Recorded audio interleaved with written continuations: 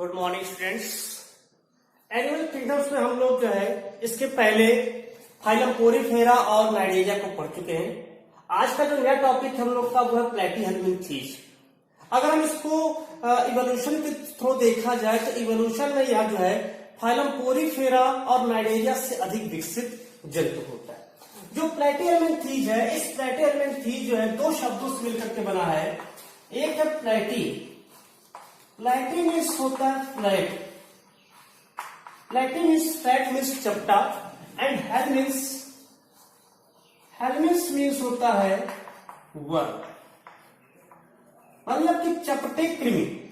इस संघ में ऐसे जंतुओं को रखा गया है कि जिनका शरीर चपटा होता है, मीन्स कह सकते हैं जो डार्सोवेंट्रली फ्लैटेंड होते हैं। डार्सोवेंट्रली फ्लैटेंड वाले जितने भी जंतु होते हैं उन सभी जंतुओं को जो है फाइलम प्लेटीहेल्मिन्थीज में रखा गया। इसे मान लीजिए ये है वेंट्रल साइड, पीछे डॉर्सल साइड, तो उनके बीच में कोई हालो नहीं होता, कोई खोखला स्थान नहीं होता है, सीलोम नहीं होता है, कह सकते हैं, क्योंकि इनको जो सेक्शन एस सीलोमेटा में रखा गया है। तो इनका डॉर्सल और वेंट्रल होता है एकदम चिपका हुआ होता है, इसे हम कहते हैं डॉर्सोवेंट्रली फ्लैटेंड होते हैं।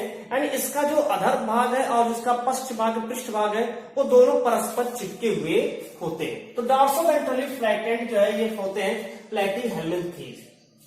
जो प्लेटीहेल्मिन्थीज है, इस फाइलम की स्थापना की अगर बात किया जाए, जो फाइलम है इसकी स्थापना जो है एस्टैब्लिश्ड बाई, इसकी स्थापना गेगनबार्ग ने किया था। इसकी स्थापना जो है गेगनबार्ग ने जो है प्लेटीहेल्मिन्थीज को एक अलग संघ रखा जिसमें सभी चपटे कृमियों को उन्होंने रखा। जितने भी चपटे कृमि जो डॉर्सोवेंट्रली फ्लैटेंड थे उन सभी जंतुओं को इस प्लेटीहेल्मिन्थीज में रखा। देखिए अगर इसके अंदर जनरल कैरेक्टर की ओर चलते, जनरल कैरेक्टर में देखा जाए तो इसके क्या क्या चीज है। सबसे पहले जनरल कैरेक्टर कि जब यहां पर सिफेलाइजेशन की प्रोसेस या कह सकते हैं एम्ब्रियोनिक डेवलपमेंट, तो ये एम्ब्रियोनिक डेवलपमेंट यहां से स्टार्ट हुआ, मीन्स ये ट्रिप्लोब्लास्टिक हुए, ट्रिप्लोब्लास्टिक थे। पहले ऐसे सदस्य हुए पोरीफेरा और नाइडेरिया के बाद जो ट्रिप्लोब्लास्टिक थे। इसके पहले पोरीफेरा और नाइडेरिया जो था, पोरीफेरा और नाइडेरिया डिप्लोब्लास्टिक थे। यहां पर क्या मिल रहा है, ट्रिप्लोब्लास्टिक मिल रहा है। ट्रिप्लोब्लास्टिक मतलब ये भ्रूण के तीनों स्तर से इनका विकास हुआ, एक्टोडर्म से हुआ, एंडोडर्म बीच में पाया जा रहा है, और साथ में जो भ्रूण का तीसरा स्तर मीजोडर्म है, उस मीजोडर्म का भी निर्माण यहां पर हो गया। मतलब इनके शरीर का परिवर्तन हो रहा है, वो भ्रूण के तीनों स्तर एक्टोडर्म, एंडोडर्म और मीजोडर्म के द्वारा होता है। तो इसलिए इसको ट्रिप्लोब्लास्टिक होता है। क्योंकि मीजोडर्म शब्द यहां पर आ गया है, मीन्स यहां पर जो है ऑर्गन लेवल का होगा, मीन्स इसका जो बॉडी ऑर्गेनाइजेशन होगा, ऑर्गेनाइजेशन ऑफ बॉडी या बॉडी ऑर्गेनाइजेशन की बात करें तो इसके जो बॉडी ऑर्गेनाइजेशन होता है वो यहाँ ऑर्गन लेवल का होता है। क्यों? क्योंकि यहाँ पर मीजोडर्म स्तर बनना शुरू हो चुका है, अतः यहाँ पर जो है ऑर्गन लेवल के जंतु होते हैं। ऑर्गन लेवल के साथ साथ अगर यूमेटाजोआ की बात करें तो यूमेटाजोआ का सबसे निम्न कोटि का विकसित जंतु है, निम्न कोटि का है, लेकिन तो यह विकसित जंतु होता है।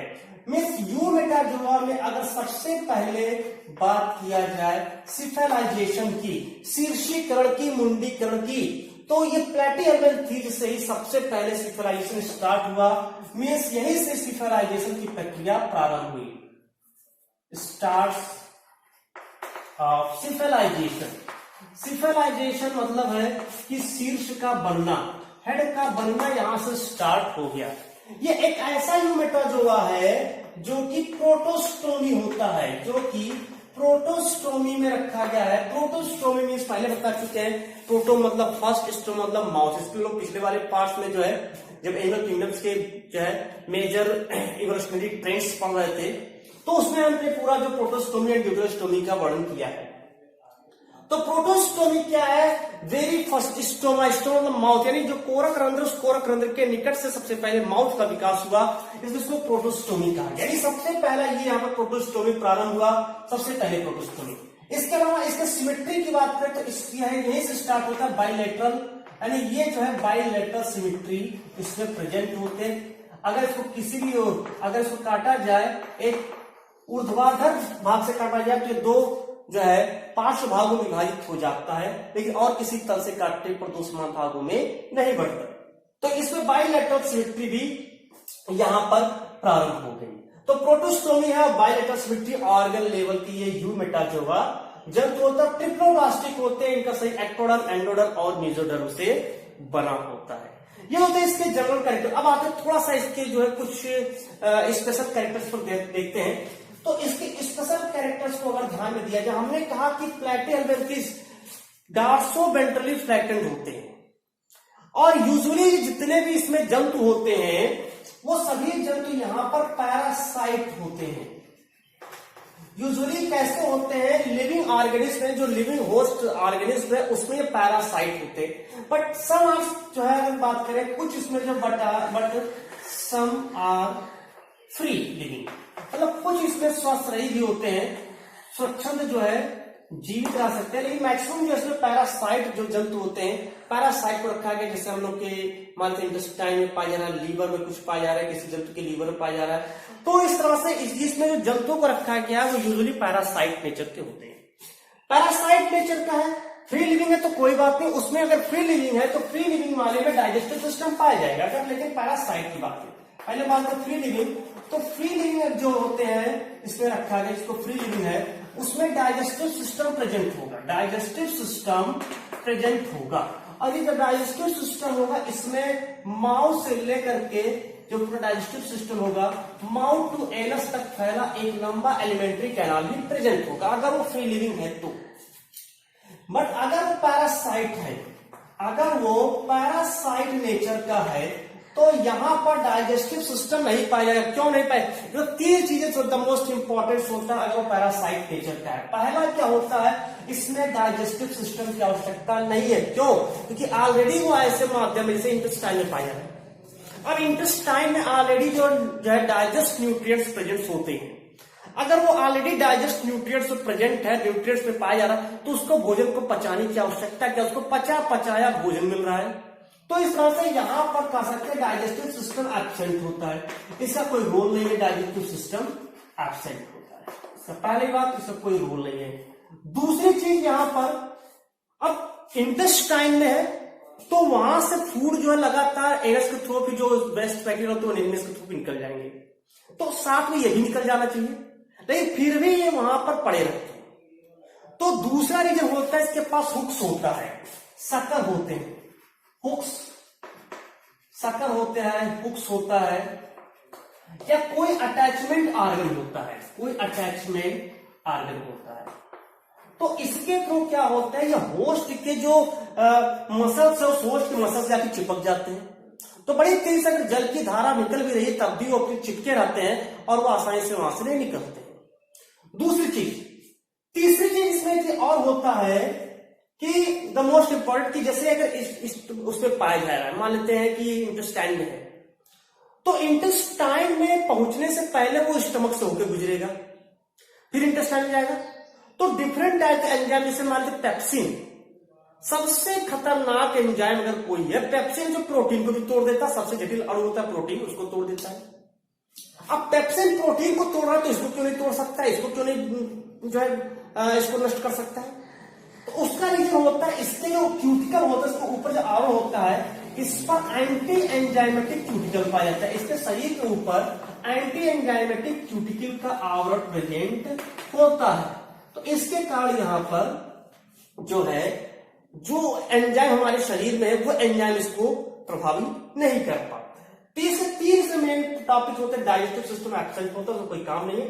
सकर या हुक्स अटैचमेंट आर्गन इसमें प्रेजेंट होते हैं, इसके कारण चिपके होते हैं जो एंटी एंजाइमेटिक क्यूटिकल होते हैं। इसके अलावा एक और होता है, वो जो एक और है वो फ्री लिविंग और पैरासाइट दोनों में पाया जाता है। वैसे इसमें क्या होता है, जनन की अपार क्षमता होती है। जैसे मान लेते हैं कि पेट में चीज है, अब पेट से जब वहां से निकला इंटेस्टाइन से जो वेस्ट मटेरियल है उसके थ्रू निकल जाएगा। अगर मान लेते हैं कुछ अंडे दिया तो सारे अंडे निकल गए बाहर, हमारे शरीर में पैरासाइट नेचर में रह नहीं पाया।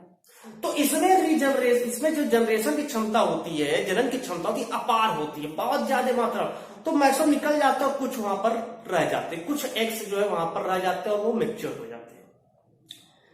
तो इस तरह से यहां पर जो है जनन की क्षमता बहुत अधिक पाई जाती है, यानी इसमें जो रिप्रोडक्शन की प्रक्रिया होती है वो सबसे अधिक पाई जाती है। रिप्रोडक्शन इसमें अधिक मात्रा में होती है, जनन की प्रक्रिया अधिक होती है, इसमें जनन के समय अधिक अंडे बनते हैं। तो ये इसके सबसे जो कॉमन फीचर होते हैं दोनों के लिए होता है।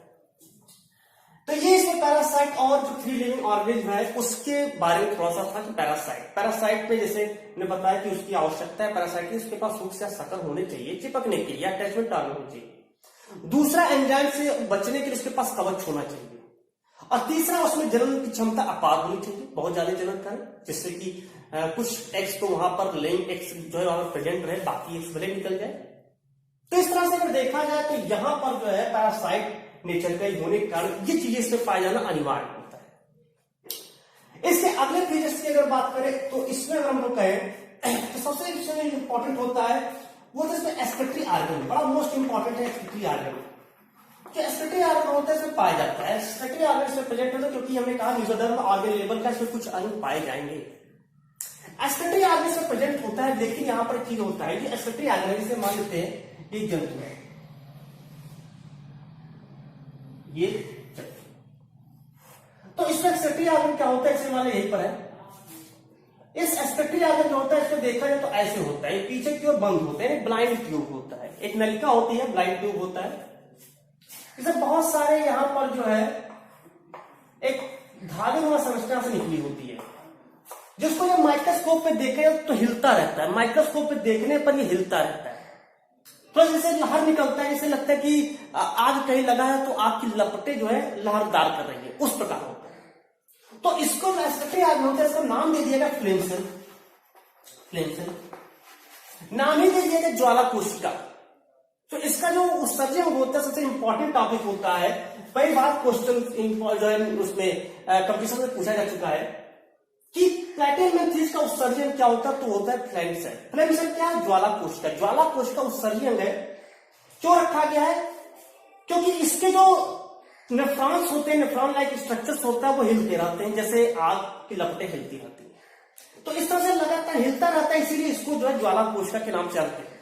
इसको एक और नाम से जानते हैं, इसको प्रोटोनेफ्रीडिया भी कह सकते हैं, इसको प्रोटोनेफ्रीडिया भी कह सकते हैं, इसको सोलेनोसाइट भी कह सकते हैं। ध्यान रखें, इसको सोलेनोसाइट भी कह सकते हैं, सोलेनोसाइट के नाम से भी इसको जानते हैं। तो ये इसके जो है एक्सक्रीटरी ऑर्गन में जो पूरी तरह से प्रेजेंट होता है। अगर एक्सक्रीटरी ऑर्गन की बात करें तो इसमें जो है पाया जाता है। अगर इसकी बात करें अन्य अंगों की तो इसमें जैसे मान लेते हैं कि इसके रिस्पिरेटरी सिस्टम, तो रिस्पिरेटरी सिस्टम बहुत ज्यादा डेवलप यहाँ पर नहीं होता है, रिस्पिरेटरी सिस्टम बहुत ज्यादा डेवलप नहीं होता है। इसके अगर अंतरांग की बात करें, जो एक्टोडर्मल लेयर है, एक्टोडर्मल लेयर और जो एंडोडर्मल लेयर होता है, एंडोडर्मल लेयर, इसके बीच में यहां पर एक तरल पदार्थ भरा होता है। इसके बीच में एक यहां पर पैरेन्काइमा नामक तरल पदार्थ यहां पर भरा होता है। पैरेन्काइमा नामक तरल पदार्थ जो है इसके जो आंतरांग है और जो उसके बाहरी अंग होते हैं उसके बीच में ढीला ढाला सा पैरेन्काइमा का अस्तर यहां पर प्रेजेंट होता है, तो ये इसमें जो उपस्थित होता है। अगर शरीर की बात करें तो शरीर हमें सबसे पहले बता चुका है एसिलोमेट होता है, यानी कि इसमें वास्तविक देह हुआ नहीं पाई, ये एसिलोमेट जंतु है, नहीं एसिलोमेट है। और साथ में एक और होता है, अगर इसके शरीर में विखंडन भी है, वैसे तो जान लें कि इसमें विखंडन नहीं होता, शरीर में विखंडन नहीं होता, यानी कि इसका जो बॉडी होता है, बॉडी नॉन सेगमेंटेड होता है। बॉडी कैसा होता है, नॉन सेगमेंटेड होता है। अगर मान लेते हैं सेगमेंट्स प्रेजेंट भी है तो भी इसमें जो सेगमेंटेशन होता है, विखंडन होता है, वो वास्तविक नहीं होता है। अगर सेगमेंट्स प्रेजेंट भी है, मान लेते हैं सेगमेंट्स आर प्रेजेंट, तब भी वहां पर क्या होगा, बट जो सेगमेंट्स होगा आर इज नॉट, जो सेगमेंट होगा वो सेगमेंट्स आर नॉट ट्रू, वास्तविक वहां पर जो है विखंडन जो है नहीं होता है। यानी जो विखंडन की बात करते हो तो विखंडन वास्तविक रूप में यहां पर नहीं पाया, तो यहां पर देखना रहता है। इसके अलावा इसके रिप्रोडक्शन की बात करें तो रिप्रोडक्शन जो इसमें होता है वो सेक्सुअल टाइप का होता है। रिप्रोडक्शन सेक्सुअल टाइप का होता है, लेकिन और एक चीज बहुत ही ध्यान से देखेंगे यहाँ पर, बहुत ही मोस्ट इंपॉर्टेंट, ऐसा एक चीज यहाँ पर बताया जा रहा है जो और किसी फाइलम के जंतु में नहीं पाया था। इसका क्या है थ्योरी, इन संघ के जो जंतु होते हैं उसका जो स्पर्म होता है, स्पर्म बाई टेल्ड होते हैं, मतलब कि इसमें जो है दो पूंछ पाए जाते हैं, ये और कहीं पर भी जो है नहीं पाए जाए। किसी और संघ के जंतु में स्पर्म में जो है दो पूंछ नहीं पाए। जो इसका शुक्राणु होता है, इसके शुक्राणु में दो पूंछ यहां पर प्रेजेंट होता है।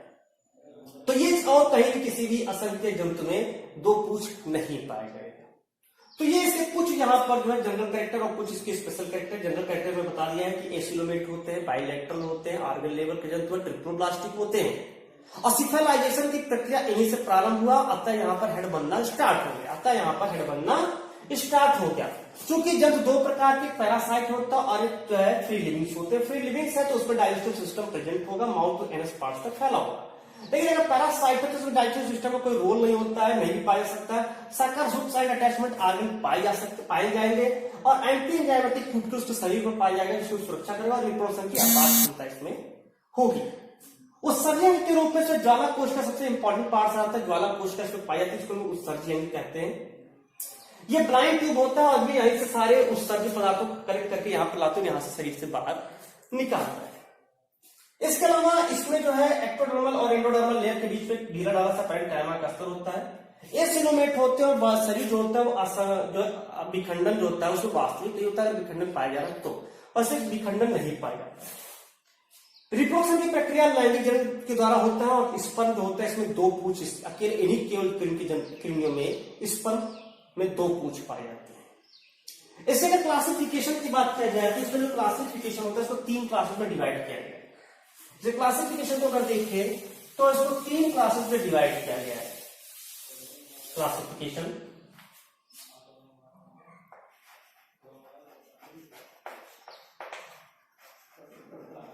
तो इसके जो है क्लासिफिकेशन की अगर बात करें तो इसमें तीन क्लासेस में डिवाइड किया गया है। सबसे पहले टर्बिलेरिया, पहला जो क्लास है इस पहले क्लास में है टर्बिलेरिया। इसमें एग्जाम्पल दे सकते हैं प्लेनेरिया, इसका एग्जाम्पल होता है प्लेनेरिया। देखिए उसमें कुछ चीजें बड़ा इंपॉर्टेंट होती है, जैसे कि उसमें कौन कौन से एग्जाम्पल होती है देना है। और इसमें अगर बात करें टर्बिलेरिया जो होते हैं इसमें रिजनरेशन की अपार क्षमता होती है। ध्यान रहे जो टर्बिलेरिया क्लास है इसमें रिजनरेशन की अपार क्षमता होती है।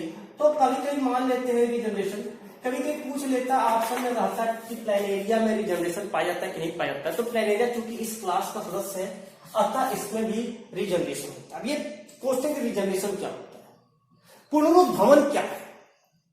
तो रिजनरेशन का मतलब होता है कहीं से अगर मान लीजिए कोई खंड टूट जाए तो उससे फिर जो है वो पुनः उसकी खंड का निर्माण हो जाता है। तो इसमें प्लेनेरिया जो है इसमें रिजनरेशन की क्षमता पाई जाती है। दूसरा जो क्लास होता है सेकेंड क्लास ट्रिमेटोडा।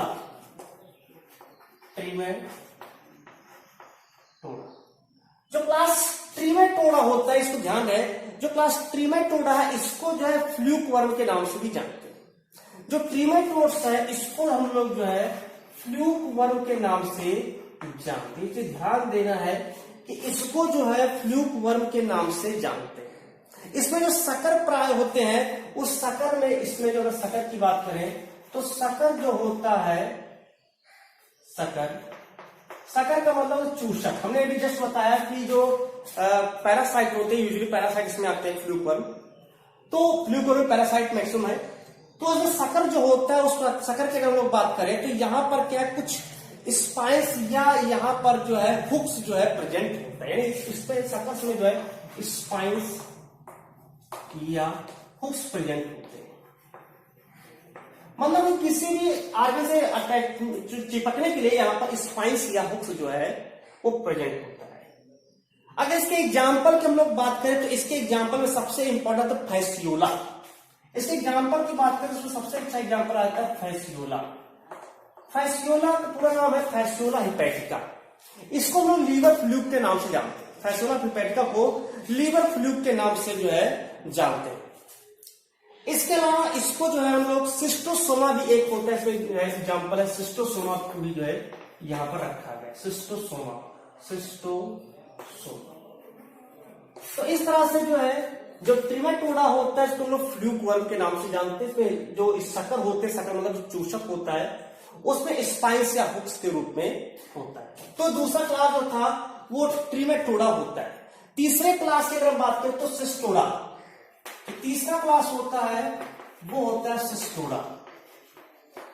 जो सिस्टोडा होता है, इधर इसकी हम लोग बात करें तो इसको हम लोग जो है, जो सिस्टोडा है, इसको हम लोग जो है टेप वर्म के नाम से जानते हैं। इसको जो है टेप वर्म ही कहते हैं। यानी टेप वर्म की अगर बात आए तो टेप वर्म जो होता है वो क्लास सिस्टोडा के अंतर्गत रखता है। और इसमें जो शकर होता है, वो शकर जो होता है इसमें कोई अटैचमेंट आर्गन पाया जाता है, अटैचमेंट आर्गन होता है।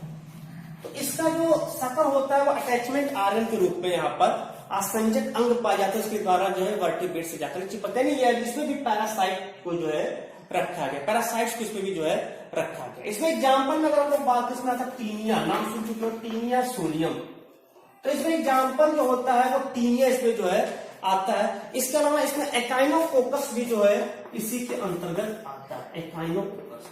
तो ये एग्जाम्पल इसलिए बताया जाता है क्योंकि एग्जाम्पल कभी कभी कंपटीशन में एग्जाम्पल करके पूछ लेता है कि किसमें कौन सा अटैचमेंट टार्गेट है या किसको और किस नाम जाते हैं। टेपवर्म में तो ये सब टेपवर्म में आएंगे, फ्लूकवर्म ये सब फैस्टुला या सिस्टोसोमा जो है ये यहाँ पर ट्रिमेटोडा एंड फ्लूकवर्म में आएगा। तो जो यहाँ पर टर्मिनल एरिया होता है ये स्वच्छंद होते हैं, यानी ये फ्री लिविंग होते हैं। टर्मिनल एरिया कैसे है, ये सब फ्री लिविंग है। लेकिन अगर हम क्लास ट्रिमेटोडा और सिस्टोडा की बात करें तो ये जो दोनों होते हैं पैरासाइट नेचर के होते हैं। एंड टर्मिनल एरिया केवल फ्री लिविंग वाले जंतु को इसमें रखा गया और जो पैरासाइट्स होते हैं पैरासाइट्स को ट्रिमेटोडा और सिस्टोडा के अंतर्गत रखा गया। तो इस तरह से जो फाइलम प्लेटिहेलमिन्थेस, जो फाइलम प्लेटिहेलमिन्थेस को 3 क्लासेस में डिवाइड किया गया है। टर्मिनल एरिया जो फ्री लिविंग ऑर्गेनिज्म रखा गया, रीजनरेशन की अपार्ट क्षेत्र से पाई जाती है, इसलिए वहां पर हमने शकर की कोई बात नहीं की क्योंकि वो फ्री लिविंग है। क्लास ट्रिमेटोडा फ्लूकवर्म में बनाते हैं, इसमें शकर, स्पाइंस और हुक्स के फॉर्म होते हैं, जहां पर फैस्टुला है, सिस्टोसोमा। और क्लास सिस्टोडा में जो है टेपवर्म इसको कहते हैं, शकर अटैचमेंट ऑर्गन होता है, उसकी एग्जांपल टीनिया या फिर एकाइनोकोकस को इसमें रखा गया। तो इस तरह से जो फाइलम प्लेटिहेलमिन्थेस है, ये फाइलम प्लेटिहेलमिन्थेस जो कंपटीशन की दृष्टि से काफी इंपॉर्टेंट रहता है। तो आई होप ये टॉपिक काफी समझ में आया होगा। तो इस टॉपिक को अच्छे से तैयार कर ले और हो सके तो इन जैसे टॉपिक पढ़ाई उसको नोट्स भी अपने पास जो बना करके रखते हैं, रफली के रूप में जैसे रफली बोलते हैं उसी तरह से उसको बनाते रहे। धन्यवाद।